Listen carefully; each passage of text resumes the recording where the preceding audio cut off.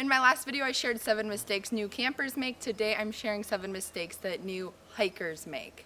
These mistakes are meant to shed light on things that we can all improve on and to help new people trying to get into the outdoor activities to feel confident and ready to go. This is not meant to shame anybody who's made these mistakes. I've made plenty of these mistakes myself, and we are here to build each other up. If you hear some beeping and machines in the background, that's because my neighbor's building a house. The first mistake that new hikers tend to make is to wear loose socks. I feel like a broken record talking about this, but wear fitted socks when you're hiking. Nothing that's super tight that is going to feel uncomfortable, but not those loose socks that you buy for a pack of 12 of those white socks that get really loose after you've worn them a few times.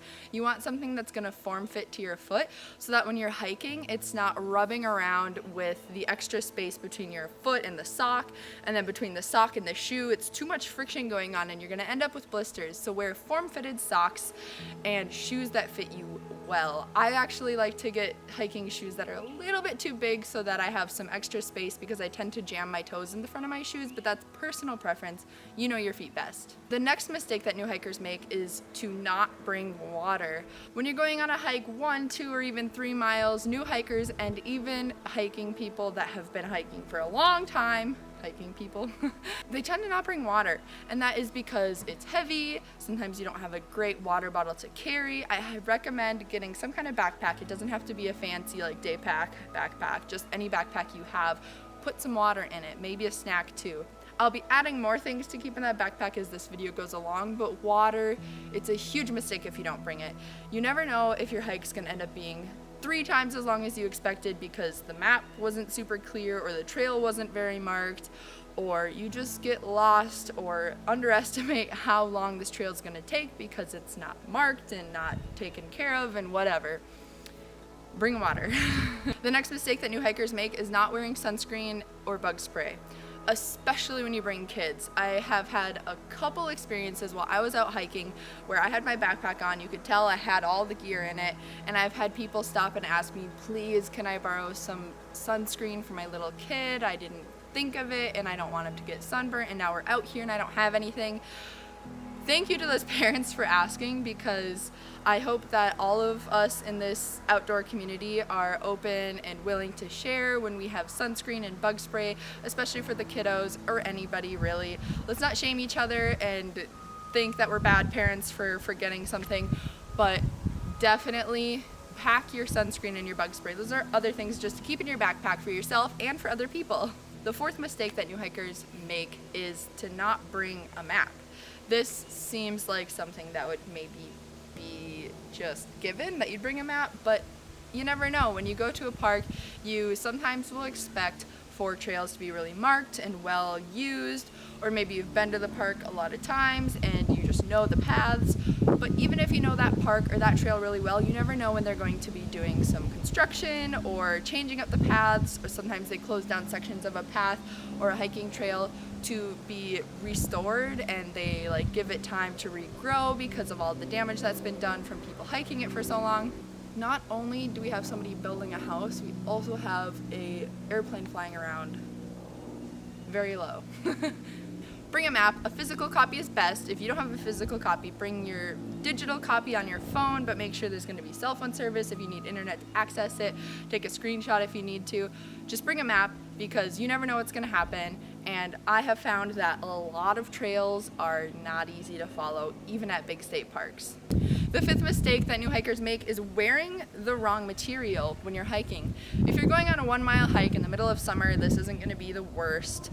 But if you're hiking in the winter or going on long hikes overnight, this can really affect your health. If you get any sort of enjoyment or information from my videos that you find useful, this is your reminder to click the like button and subscribe. It helps my channel out a lot, and I'll love you for it. If you're going hiking in the winter, don't wear cotton, at least not your base layer, because cotton doesn't wick moisture away from your body, and when you're hiking in the winter, you're still gonna sweat, oftentimes, And if you're sweating and you're not wicking the moisture away from your body, you're getting wet and you're soaking yourself.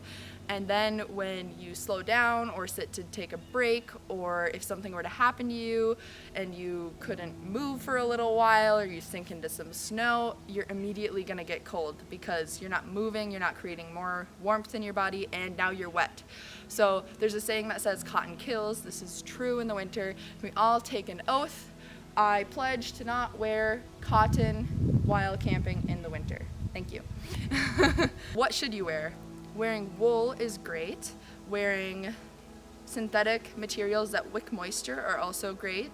Definitely, there are a lot of different options. What's best for you, I don't know, but don't wear cotton. In the summertime, avoid cotton as well because, again, it doesn't wick moisture away from your body, so you're just staying moist. And bacteria, and that's not good, and it's just more healthy to have it wicked away from you. In the summertime, what can really get people is if you are sensitive to infections and you are wearing leggings or some sort of spandex. This material is known to keep things wet that don't need to be wet very long, and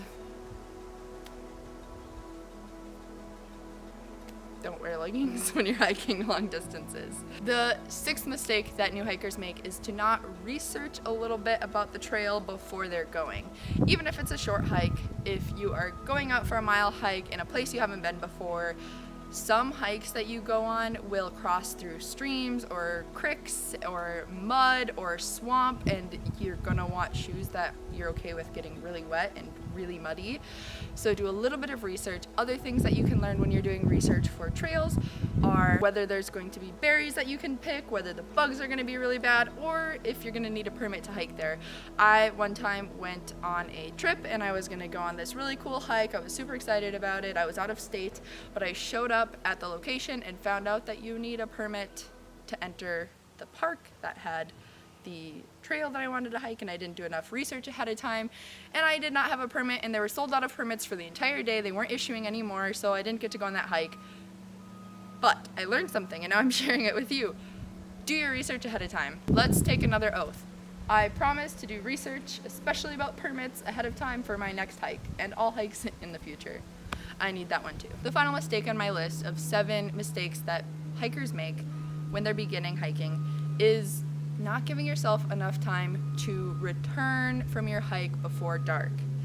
Oftentimes we will underestimate how long it will take to hike a distance, especially if that trail is unmarked and you kind of get lost a little bit, or you end up taking a lot longer because it's way steeper than you expected, or maybe you're going hiking with people you haven't been hiking with before and they need a little bit more time, or you just stop and smell a lot of flowers and now it took a long time. Now you're not gonna get back before dark. It's not ideal to be out hiking in a place you're not familiar with after dark, especially with like small children and stuff. If that's something you wanna do, then plan for it and be prepared, but if that's not something you want to do, give yourself just extra time before nightfall and know what time it's gonna get dark so you can plan accordingly. Also, a secondary part to this mistake is not bringing a headlamp or a form of light. Any hike that you go on ever, you should bring some sort of light. That's another thing to keep in that backpack. It can be just a small light. I prefer a headlamp. Then when you're hiking, you can kind of see where you're going, but then you probably want to have a headlamp for everybody that's going hiking with you, because when you're in a line and the front person has the headlamp and then the back person can't see anything, or the back person has a headlamp and then the front person can't see anything. I've been in that situation more times than I should, because I should always have my own headlamp. So these are just a few little mistakes that hikers can make, whether you're new or even a veteran hiker. But I hope that you learned something from this and we can all follow our oaths to make good decisions and have a lot of fun out there hiking.